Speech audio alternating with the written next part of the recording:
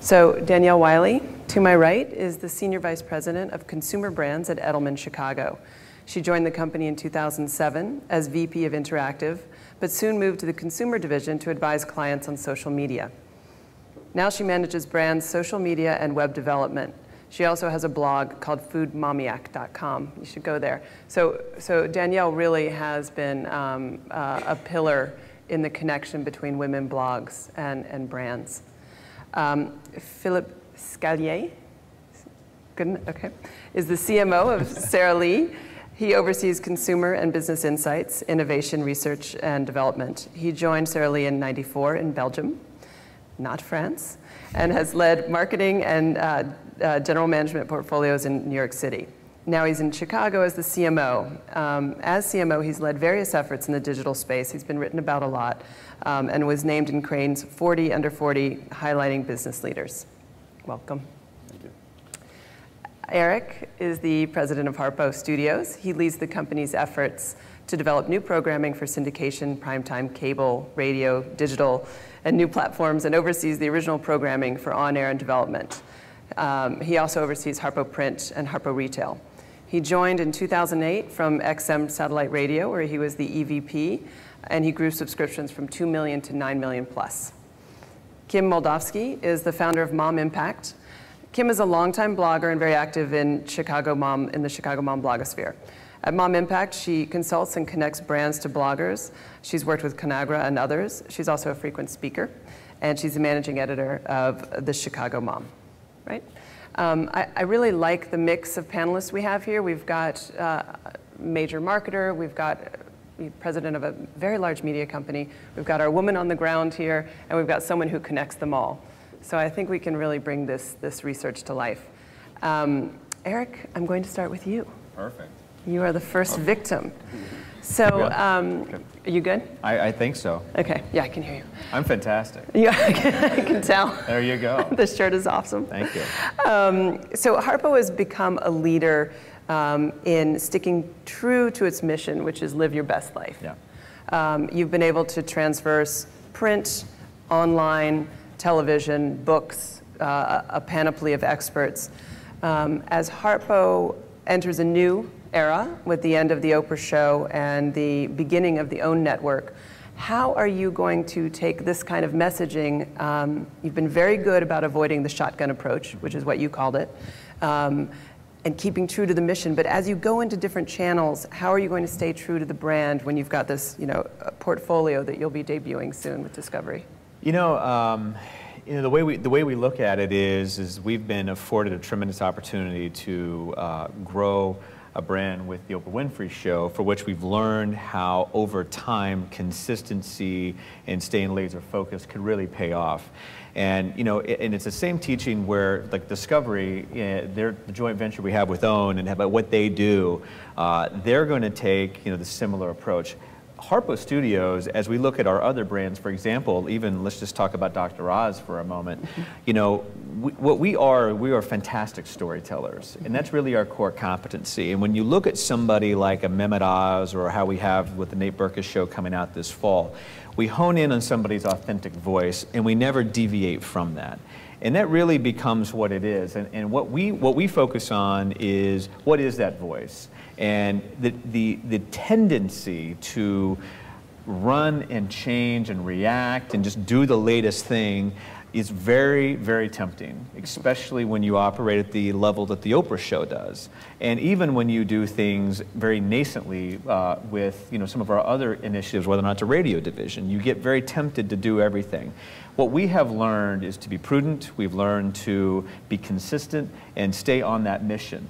The secret really is that, as we often say, we work for a person, not a company. And so when that person is Oprah Winfrey, it actually helps you keep it on. When you don't work for a person and you work for a company, which I have for many, many years, it does become challenging. And I think that leadership at the top is really, really key. Paul, I think indeed the point that you're making about it's not about wanting to be the first one that goes into the digital space or into specific digital spaces is important. Second point I would want to make is you shouldn't be afraid of the proliferation of channels and proliferation of different captive or non-captive audiences. You have to continue to be focused on your consumer, on your prime prospect, who we call our consumer target the prime prospect, her needs, and how you can reach her effectively and efficiently.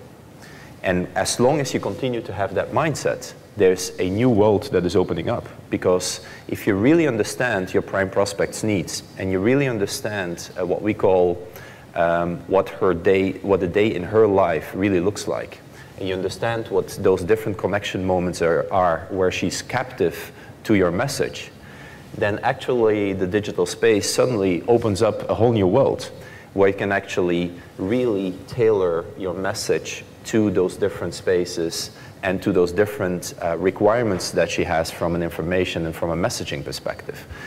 And it actually allows you to make choices for things that will work. It allows you to be much faster in terms of understanding what your return on investment is than what you had in traditional media. So I'm very excited about the continuing opportunities that it provides, but I would also say that you cannot jump behind the latest fads if the return on investment is not going to be there. As a mom blogger and as someone who's been working in that space for a while, I see so many discussions and I have to listen to so many discussions about how do we reach these mom bloggers, how are we going to find them? You might want to start by hiring one who understands how it works from the inside out. That's what we do on our team. That's why I think that we've been successful. No one on our team, I have one sitting over there, is allowed to do any outreach unless he or she is already a part of that space. It just makes sense. So whether you're talking about reaching out to someone who's a blogger, reaching out to someone on Twitter, trying to get engaged in social networking, to try to understand this from, these studies are amazing and they help us kind of focus where we're going, but ultimately you need to understand it from the inside out, or else it's going to be very, very clear that you don't get what you're talking about, that you don't get the space.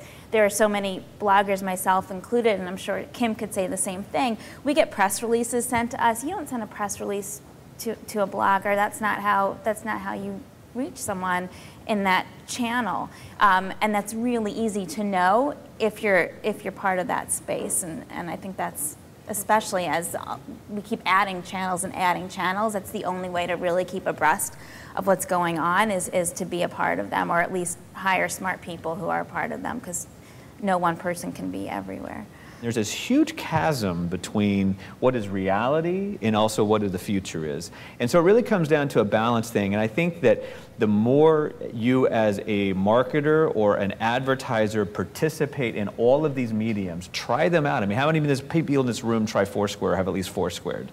It's one of the things that candidly, you jump in, you do it, and then you realize it's like, okay, I understand what it is. You don't have to always do it, but you need to be active and understand how it works. And I think that is an important thing if you manage a brand or run a company, that you yourself as a decision maker understand what that is, right, and then striking that right balance. Right. I think 2 years ago we saw the proliferation of just hire an intern to be your social media slave. Yeah. No. I think we're all realizing that it actually has to happen at the top level, because you are there for a reason and you don't have to feel fenced out of this area. Right. And I know I felt that way. I came from magazines and joined Yahoo 3 years ago.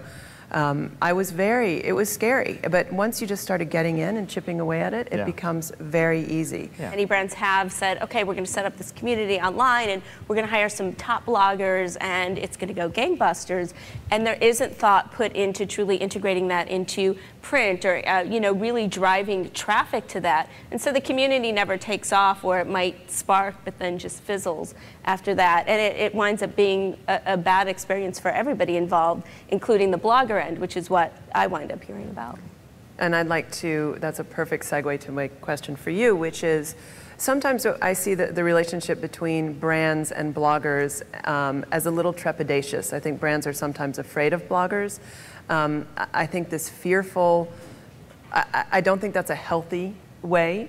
Are there ways that brands could build better relationships with bloggers so they're not just, I just feel like they provide so much value, bloggers, but rather than just a launch or test a product and then kind of this start a community and then it fizzles. Right. But what's some advice for building a long-term, meaningful relationship with a connector like yourself?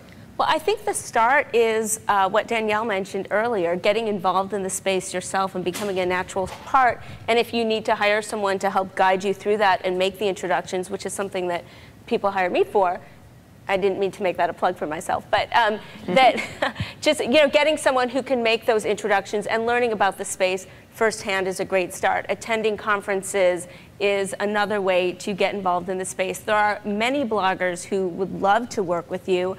And 3 or 4 years ago, it was, oh, send this blogger samples, she'll write about it. Bloggers are a lot more sophisticated right now. And I would say most of the bloggers I'm connected with meet the demographics that Radha was talking about earlier in terms of being highly educated, very sophisticated, very knowledgeable on a wide sphere of issues. So these aren't women who are eager to get, the next sample of, washcloths or Pop-Tarts, but really want to work with you on a deeper level. But what would that so be? there's a budget for that too. Okay, so part of that means paying them, but talking with them about opportunities. It was mentioned, both of you talked about stories earlier, fitting into that particular blogger's story. So you're not placing a banner ad or a sidebar ad, which I think won't get you much anyway, but you're doing something that's really integrated into the blog, whether it's a long-term partnership where maybe you're sponsoring the blog for a few months and you're working yourself into that blog's content in an organic and certainly disclosed manner. We have to continuously challenge our partners and specific measurement agencies to develop smarter marketing mix models that allow us to measure these new channels as effectively as traditional media. Yeah, I would add to that as a media company, we are tasked quite often with putting a toe in the water with a client, with an agency. So you should be able to go to your media partners and say, I want to try this, I want to see if it's right, and we should be able to do that for you in testing the water ways, and then able to turn it on if it's working, turn it off if it's not. I know that we are constantly tasked with that.